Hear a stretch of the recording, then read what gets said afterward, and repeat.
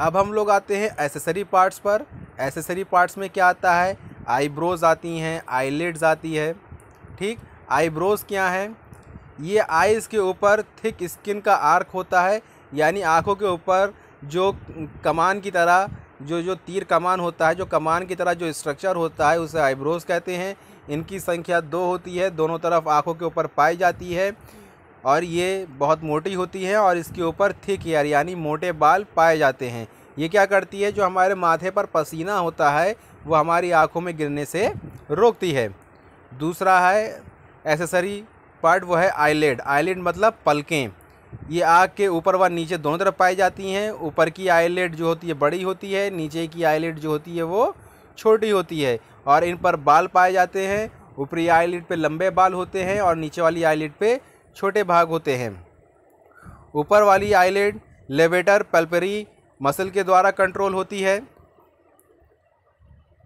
ठीक, आईलिड ऊपर से स्किन से और अंदर से कंजक्टिवा से ढकी होती है। इसमें हेयर्स पाए जाते हैं जिन्हें आई लैशेज़ कहते हैं। ठीक, पलके, जिन्हें आई लैशेज़ यानी पलके कहते हैं। ठीक, पलके क्या है, पलके आई लैशेज़ जो हैं वो बाल हैं और आईलिड क्या है, आईलिड जिसमें बाल लगे हुए हैं वो है। ठीक, अब हम लोग आता है लैक्राइमल अपरेटस।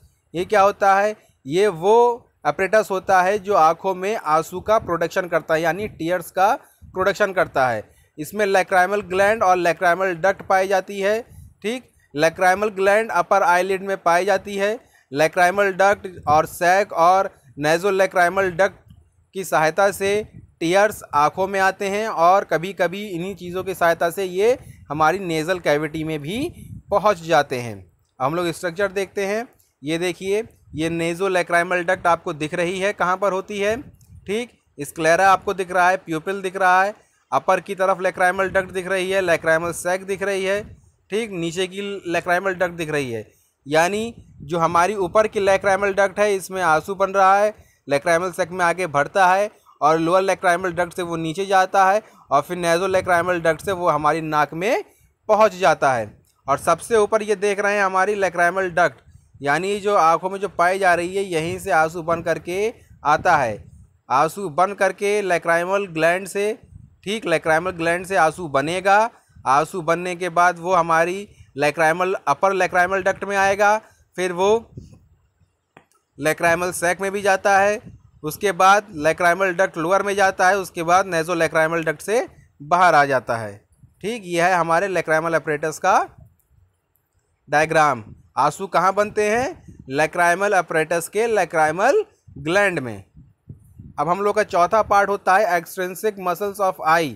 ठीक, इसमें क्या होता है, आई में 6 प्रकार की मसल्स पाई जाती हैं जो आँख को विभिन्न विभिन्न तरह से घुमाने में या मूव करने में सहायता प्रदान करती हैं। पहली है सुपीरियर रेक्टस, ये आँख को ऊपर की तरफ घुमाती है। उसके बाद आती है इन्फीरियर रेक्टस, ये नीचे की तरफ घुमाती है। मीडियल ये अंदर की तरफ घुमाती है और लेटरल ये बाहर की तरफ घुमाती है। ये चारों जो मसल्स होती हैं ये स्ट्रेट मसल्स होती हैं। इसके बाद आता है इन्फीरियर ऑब्लिक। ठीक, इन्फीरियर ऑब्लिक क्या होती हैं, ये मसल्स को ऊपर और बाहर की तरफ निकालती हैं एक साथ। इन्फीरियर ऑब्लिक क्या है, जो ऊपर और बाहर की तरफ निकालती हैं। इसके बाद आती है सुपीरियर ऑब्लिक, ये क्या करती हैं, ये आई बॉल को नीचे की तरफ और बाहर निकालती हैं। ठीक, ये दोनों जो मसल्स होती हैं ये ऑब्लिक मसल्स होती हैं। इसके बाद आता है फंक्शंस। आँख के 2 मुख्य कार्य हैं, एक है विजन, दूसरा है प्रोडक्शन ऑफ टीयर्स। ये आपका डायग्राम है, इसको आप देख लीजिएगा और जितने भी डायग्राम हैं उनको आप ज़रूर बना लीजिएगा। इसमें आपको रॉड एंड कोन्स का डायग्राम बनाना है, आँख का डायग्राम बनाना है, ठीक, लैक्राइमल अपरेटस का डायग्राम बनाना है।